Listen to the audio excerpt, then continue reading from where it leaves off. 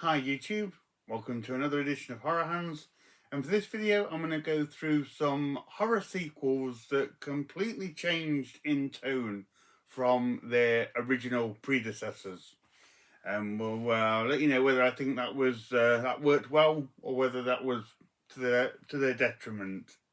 So, the first film on the list is 10 Cloverfield Lane, which was a sort of a sequel to Cloverfield. And although very different, I thought this one worked very well. It's a good companion piece to Cloverfield. And whereas Cloverfield was much more of kind of a low budget indie found footage movie, this one's much more of kind of a bigger budget studio film. So very different in style like that. But this one, it links very cleverly to kind of what Cloverfield built on. And in this one, a young woman is rescued from a car wreck by John Goodman, who's excellent in this film. And he takes her to this sort of underground bunker facility thing where he's living. And it's somewhere that he's prepped and created in order to hide away from and survive these kind of almost holocaustal conditions that are happening up on the surface, created by the creatures that we saw introduced in Cloverfield. And the really good thing, the really kind of captivating thing about this film is just kind of the whole ambiguity around that plot, because you're never quite sure throughout the film whether John Goodman is really looking out for this girl or if he's just crazy and he wants to keep her there locked away with him. So it's really compelling in that respect. And like I say, although very different from the first film, I really like how they kind of just sort of use it and sort of use the crux of what Cloverfield did and then build this very different story and very different kind of movie. But I did really enjoy it. I thought it was a really, really cool film. So yeah, one that definitely worked well by changing it up and just taking a few elements here and there from what the first film did. So that's the first one. I really enjoyed 10 Cloverfield Lane. So the next one is The Birds 2, which is a somewhat recent release from Vinegar Syndrome. And so The Birds, of course, is a classic movie, Alfred Hitchcock, from 1963, I believe.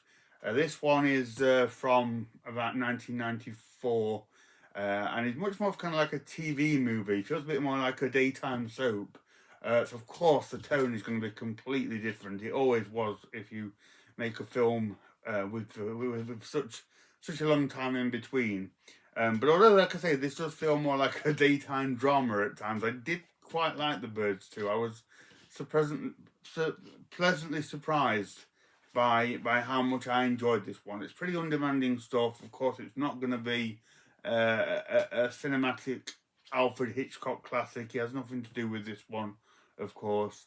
But I just enjoyed it for what it was. I think if you set your expectations to a little bit lower, you might get something out of The Birds too. Nothing really like the first one, but yeah, I did enjoy it. There is a loose connection with the birds attacking this small seaside town, but that's it. Other than that, it does feel completely different. But I enjoyed it for what it was. So that's that one. Okay, next up is Evil Dead 2, which I'm sure is one of the more popular ones on this video that most of you will have seen.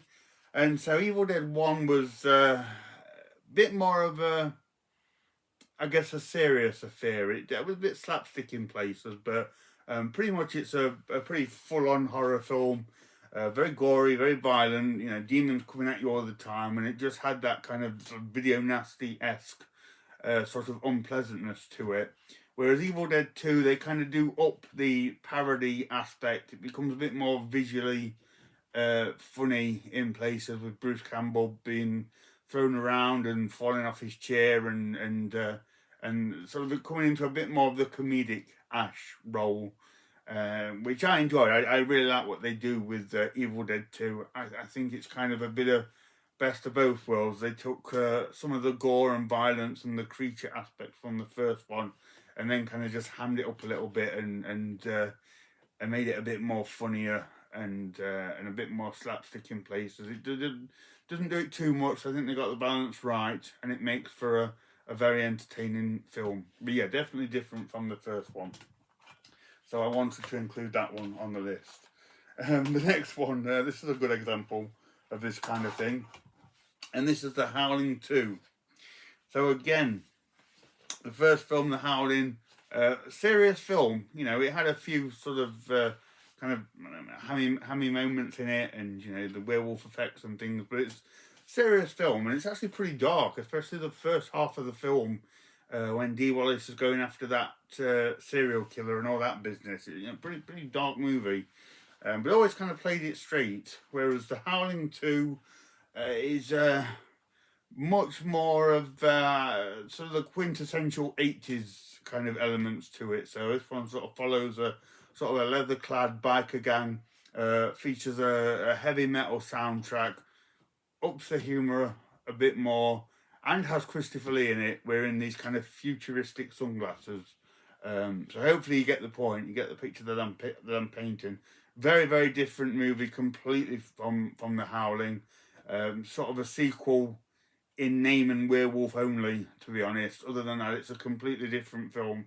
And this is one that I really had very little expectations from. I tend to hear nothing but bad things about The Howling 2. I've even heard Christopher Lee himself, I don't think was a fan of this one.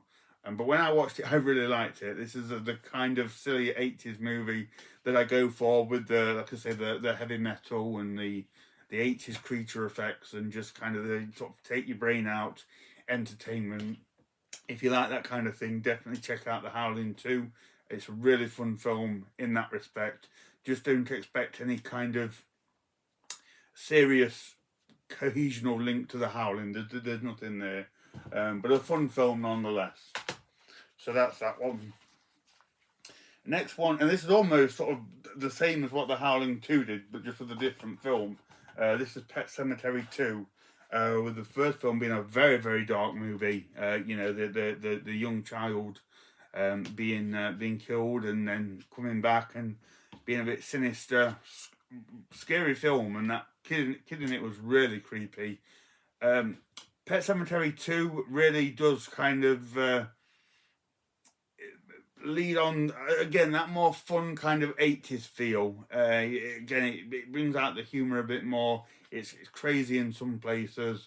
And yeah, it just feels more like a sort of an upbeat 80s horror kind of thing, rather than the more dark and sinister Pet Sematary predecessor.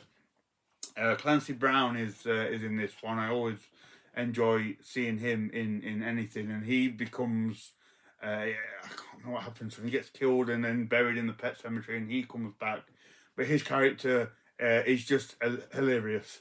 You know, in a strange dichotomy to the first one. He is just so much fun to watch on screen, and like the scenes of him at breakfast, where he's trying to keep it together, and Edward Furlong and his friend are sort of looking at him. It's a really fun film in that respect. It takes a much kind of light-hearted look at the whole situation, and it's another one that I was pleasantly surprised about. I didn't really have much interest in this movie. I think I only picked it up because it came with this cool slipcover from Scream Factory, but it is a fun one. It's an enjoyable one. So yeah, I did like Pet Sematary 2. And then the last one on this list, and a massive example of a shift in tone from part 1 to part 2, and that is the Texas Chainsaw Massacre 2, which I know this one is quite popular here on YouTube and stuff, but this is one that did not work for me at all. I thought the change in tone for this one was completely detrimental to the movie. Did not like what they did with it at all.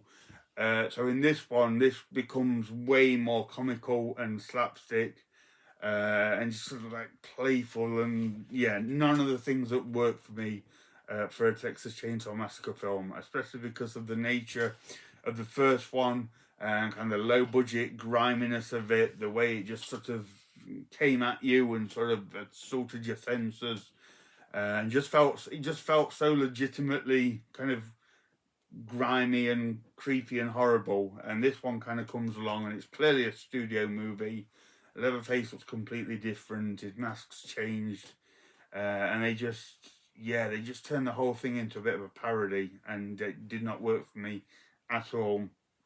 It's been a very long time since I've seen it, and I've never felt the urge to revisit it all that much. I'm sure I will at some point. But yeah, this is one of the biggest shifts from part one to part two. I mean, there was a big difference between these two, 1974 and 1986, I believe, or something like that.